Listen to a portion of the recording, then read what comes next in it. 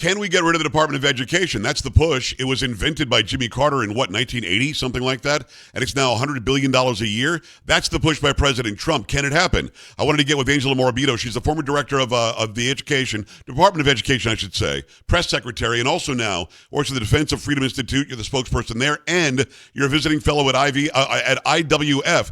Angela, you're doing more stuff. My mouth is like marbles. You got so many things going on. How are you?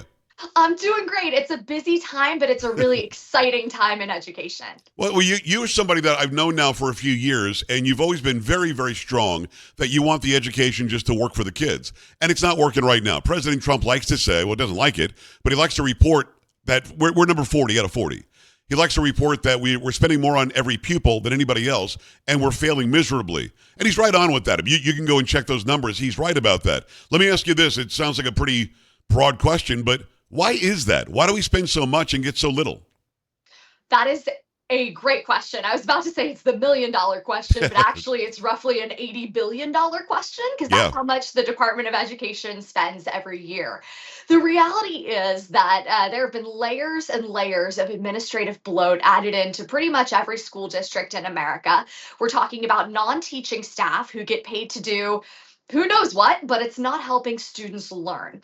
This has been driven in large part by the teacher unions, which their incentive is not helping students. Their incentive is hiring and keeping on as many adult staff members as you can possibly find. Right. And never ever wondering how well they're doing at their jobs. So there's been this downward spiral of academic standards. And now, sure enough, on this latest Nation's Report card, 1 in 3 eighth graders are functionally illiterate. How is that possible? We spend all this money. They siphon the money out of my property taxes. We pay for our schools, and 1 out of 3 can't read. I mean, that doesn't make any sense. And we know that there's a push by very far left liberal blue areas, states even like Washington State, like Oregon. These states would like to not even grade kids anymore. They want to say, well, if for some reason kids of this or that or the other ancestral background aren't learning at the same pace as others, so let's just pass them and make them feel better about it. I mean, that's a major fail, isn't it? Absolutely. I think that's the worst trend in education. And what's the word they say every time, right? Is, oh, it's for equity. We're Right. doing this to be equitable and inclusive. Okay. Well, if you want to be equitable and inclusive of your students, you teach every single one of them to read, write, and do math. Yes. It's really not rocket science here. It's just teaching these kids the basics. And yet, teacher union bosses and their political allies, which is a very large group of people in the education network, are so desperate to cover up the failures of so many public schools that they're just trying to get rid of grading, get rid of testing, get rid of Right. any accountability measure, and just demand more money every year. What blows my mind is they're not setting them up for success at all. They're actually just trying to make the schools look like they're more successful than they are. These are schools that are failing these kids. I would think that it would make more sense to say, okay, Black or Hispanic kids aren't doing as well as others. Let's figure out why and do better for them. But instead, they're giving them an A or a B or a C or a passing grade and then sending them off into society where they're going to fall on their faces, aren't they? Yeah, that's exactly right. But there are a couple bright spots of states that are really doing the right thing. And of course, the right thing is exactly the opposite of what the progressive left and the teacher unions recommend. They're doing lots of testing. They're doing high dose tutoring. They're saying we know that all of our students are capable instead of making excuses for when they're not, meeting the mark in those core subjects. Louisiana saw incredible gains actually on this most recent Nation's Report card. And it's not a surprise why they did it. They trained all of their teachers on literacy education in kindergarten through 3rd grade using something called the science of reading. This is the most basic approach you could possibly think of. It's Okay. we're going to connect letters to sounds, syllables to sounds, those sounds to words, and words to meaning. It sounds so simple, and yet a lot of places in the country just aren't doing it. Well, isn't that the way that we learned? That's how I learned how to speak and read and write and all that. Do we not do that now, generally speaking? Yeah, well, that's how I learned as well. But there's something Right. called the Lucy Calkins method that was really like the balanced reading method. You're essentially having kids look at a word and then look at a picture, and they're trying to memorize or guess based on context. A lot of places really embraced this, but it just doesn't work for most students. But when you go to that building blocks approach I described, that's the science of reading, the Yeah. success rate for that is about 95%. It works well and it works fast. So getting that to all students and targeting the ones who need extra help and making sure they can access that tutoring, that's the secret sauce here. That's the recipe. And Yeah. I hope that more states will follow Louisiana's lead because it's had incredible results for students. Angela Morabito, go follow her, Angela L. Morabito, over on X. Also, she is the former Department of Education press secretary. She can speak very, very widely on this, obviously. Defense of Freedom Institute spokesperson as well, dfipolicy.org, and a visiting fellow at iwf.org. Make sure you go and check her out anywhere that she is, whatever she happens to be doing. So, when it comes to the Department of Education, do you know why? I mean, you're way too young, obviously, but do you know why in 1979 or 1980 there was this push by Jimmy Carter to create it? What was it supposed to do? I do. We're going to test my history knowledge here. It was a campaign promise to the teacher unions, who were Really? very happy to see the department created, and they've been very happy to keep it going because, in large part, it helps them accomplish their political goals by funneling federal tax dollars to their progressive wish list. Well, We've was seen there, it. well, Angela, let me stop you. Was there something failing at the state level that required it, or was it just political? No, it was purely political. Some states were, of course, doing better than others, but before 1979, pretty much everybody learned how to read, write, and do math. I mean, Yeah. I was talking to a friend the other day who teaches Sunday school, and she's in the DC area, and said, "Oh, my students are really freaked out about the Department of Ed going away. They're afraid of what that means for their school." And, what can I tell them? And I said, as kindly as possible, tell them it means nothing for their school if the Yeah. Department of Ed goes away. It might mean some more money because it won't be siphoned off by this huge agency, but it really doesn't mean a lot for the day to day. Yeah. So, again, this is a huge bureaucracy that was created to accomplish political goals, not educational ones. It has failed to close the achievement gap. It has failed to improve education in the United States. We got to quit while we're behind here, right? Like, let's give up on this failed experiment, kick Yeah. it back to the states, and let them do what works. And again, it doesn't have to be 80 or $100 billion. It could be a whole lot Right. less. It could be whatever the state requires. So I pay my Yes. property taxes. That pays for the schools in my district, in my county. Where does this money come from? Just from the general fund? The House of Representatives says, yeah, as part of the CR, as part of the budget, let's keep on throwing $80 billion at the Department of Education. We have no say over how it's spent. Because I'm not paying directly out of my tax dollars other than my federal income tax. It's just from the general fund because I'm already financing my local district. Right. So at the federal level, that money is appropriated by Congress, but only about 10% of funding in the average district, and that varies quite a bit, but typically across the board, only about 10% of education funding comes from the federal level. The rest is state and local. So the federal government is not the biggest, driver of education funding, but it is a big one. It is an important one. So the idea behind dismantling the department, at least one of the many ideas, is that by getting rid of this very expensive middleman, we could actually send more money to states, Yeah. more money into classrooms. Let's reward great teachers instead of just, paying somebody for how long they've been in the classroom. Pay them more if they've done a really great job there. Those are things that innovative states can do if the federal government gets out of the way. And by the way, it's a billion and a half or $2 billion a year for every state if you portion it off equally. You wouldn't portion it off equally because some states have a much larger population. But now you're actually looking at a possible way to lower property taxes, no? Well, it depends on where you are. I would hope so, because the greatest myth out there is that we're not spending enough money on education. We're arguably spending too much, but it Yeah. gets soaked up by this administrative bureaucracy. It doesn't make it into classrooms. It doesn't help students learn.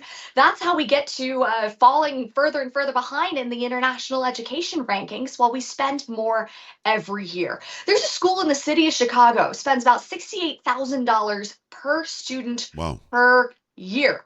Zero students at that school are meeting their proficiency targets. The Wow. money is not the answer. And that's an extreme example, but you see it on a citywide basis. Baltimore is spending upwards of $20,000 per student per year. Their proficiency numbers are horrific. You see this everywhere where, there's no dollar amount you can spend to teach someone how to read. There's no dollar amount you can spend to get someone to do their homework or to get interested in science or history. There is no check large enough that you could write to make that happen. But Yeah. believe me, there are people who want to keep trying. Isn't it crazy? It's Angela Morabito, again, Defense of Freedom Institute spokesperson, DFIpolicy.org. Let me ask you about the Department of Education cutting $600 million in divisive teacher training grants. What is a divisive teacher training grant? What is that? That is extra words to say CRT. It's Ah, critical race theory. It's we're okay. going to separate you based on race and sex. We are going to be divisive in the name of inclusion, I guess? Question mark. I fully will admit I don't understand what these people were trying to accomplish besides driving a left-wing agenda. And yet they use Department of Education funding to do this over and over again across the country. And now with Doge on the hunt for this wasteful spending, you'll see lots of places try and change the name and say, oh, no, it's not CRT. CRT isn't in our schools. What do you mean? When we know it is, we know it has been, and we Yeah. know it is not helpful. Well, and CRT, for those who don't know, it's critical race theory. And critical race theory, basic, I'm going to make it as basic as possible. It just means white people are bad and we're all racists and everybody else is the victim of white people. That really does, it's what it breaks down to. So in a public school system that I'm funding and financing, and 64% of the country happens to be white, not that I care, but we're funding and financing the ability of public schools to teach kids to hate us. Is that what I'm saying? Really? Yeah, that's right. A lot of it was teacher trainings too. I mean, teaching has never been an easy job, and we want to equip current and future teachers with everything they need to manage a classroom. But critical race theory and any sort of DEI ideology isn't on that list. It doesn't help them do their jobs. It doesn't help them impart knowledge or Right. a love of learning to students. It's honestly a total waste at best. At worst, it is actively harmful. And yet, that's what things like countless Department of Education grants have been funding for years. You know, a question I get asked a lot, Angela, about education is, can we start letting teachers teach again? I graduated in 1984 from high school. I remember the teachers from as far back as when I was in second grade who did it differently, who engaged me, who made me really wonder and think, and I want to learn that thing, and let me go home and learn even more about that thing. We now, in this day and age, appear to be forcing teachers to teach to a standardized test at the end of the year. I don't remember taking that many standardized tests when I was in school. We took them. But I never remember it being pass or fail. So the teacher was only focused on that at the end of the semester or the end of the year. Can we get away from that? I think we can, and a lot of that can and should be decided at the state level. But when teachers have more freedom to teach in the ways their students learn best, students tend to do better. The local family focused approach is one that has a lot of freedom, not just for families to choose what school their children will attend, but a lot of freedom for teachers to meet the needs of their students in new and creative ways. Now, the left's model, the teacher union model, is the exact opposite of that. It is top down control that comes from Washington. The decisions that ought to be made at the kitchen table or in the classroom are instead made thousands of miles away by bureaucrats who may have never been in front of a classroom before. That model has failed. So I am on the side, and I'm glad to hear that you're on the side too, Yeah. of empowering teachers to do the jobs that they love. Former Department of Education Press Secretary Angela Morabito. Follow her, Angela L. Morabito, over on X. And also Defense of Freedom Institute spokesperson, DFIpolicy.org, and a visiting fellow at IWF.org. Go and follow that as well. So as we're watching this unfold, I think the one thing that really made me deep dive into what was going on with education was when Arnie Duncan sent out this pamphlet to all students under Obama in that administration. The pamphlet seemed to exclude parents, seemed to not talk about parents being the heads of the household and that's who you should go to and learn from. It seemed to focus on some institutionalized person that should be the chief educator in your life. Like it almost talked about, I think it might have even talked about single moms. But then there was a line in there that really set off red flags, even more than those already. And it was, Arnie Duncan wrote in there, what can you do for your president today? I found it to be very North Korean, to be honest with you. It just seemed very odd. What can we do for the dear leader today? Was that what really sort of sparked this debate? That's got to be 10 years ago now, maybe more, maybe 13 years ago now, where this pamphlet was sent out and people like me went, oh, what are you talking about? We don't kiss the president's ring. What do you mean? Do you remember that happening? Was that sort of the first salvo to where we said we better do something about this? Yeah, so it was an early signal of the left kind of telling on itself and saying, this is how we think about schools. Yes. Now, not all of this is divided on party lines. There are folks on the left who are super supportive of school choice, and we should welcome them as allies in this movement. There are folks on the right who haven't quite got the memo and oppose school choice for Right. reasons I think are patently ridiculous. Right. So it's not inherently a political issue, but we have seen time and again that the folks in power who believe they should have power over education at the federal level, they believe that schools work for them, for their political agenda. That's not how it should work, right? And No. I think everybody who's had a meaningful education and had that blessing in their life, they know they didn't get that education because of the president. They got that education because of their parents and their teachers. Yeah. This is a local issue, and all that President Trump is trying to do is make it a local issue again. Give people control that they Yes. should have over schooling. Here in Texas, where I live, we've got school choices on the docket. The argument is happening in the legislature. I don't know if the argument is against school choice, because if you break it down and if you're real about it, not political about it, school choice doesn't help wealthy people. It doesn't help people in the successful school districts, because those public schools are going to continue to do well. It helps people who otherwise wouldn't have a path to send their kids to a better school. So what is the argument? The left always says they're out for the little guy. School choice appears to exponentially help the little guy more. It does. And statistics have borne that out in states that have recently expanded their school choice programs. It's people who are escaping those failing schools who reap the largest benefit in terms of academic achievement when they have school choice. But school choice is about more than just test scores, right? It's also about student safety. And there are so many districts that have embraced this failed equity ideology where they'll use something called restorative justice, which is like no one ever has to face consequences. You Right. sit around and talk about your feelings. Well, that leads to classrooms turning into war zones. Right. It's actually a main driver behind teachers that are leaving the profession. Really, really a sad situation and totally a preventable one. So, yes, the wealthy have school choice. They've always had school choice because they can pay to move, pay to go to a private school, pay to send their kids somewhere else, pay to bring in extra tutoring. They can do it. It's people who are stuck in the districts that aren't serving them who need school choice the most and who benefit from it the most when they have it. And school choice doesn't eliminate public schools. It just causes No. some competition. And the public schools, if they get better, they're gonna stay viable. If they don't get better, they can go away. It's Angela Morabito. Go follow her, Angela L. Morabito, over on X. Also, she's the former Department of Education press secretary, Freedom Institute spokesperson, Defense of Freedom Institute spokesperson, and go check her out. She's a visiting fellow at IWF.org. A lot of stuff to say, but you're worthy of all of it. Thank you for the knowledge today. Thank you for really spelling that out. I think a lot of people are confused about how education works. Getting rid of the Department of Education, I think, would be an overwhelming positive, and I get that from you as well.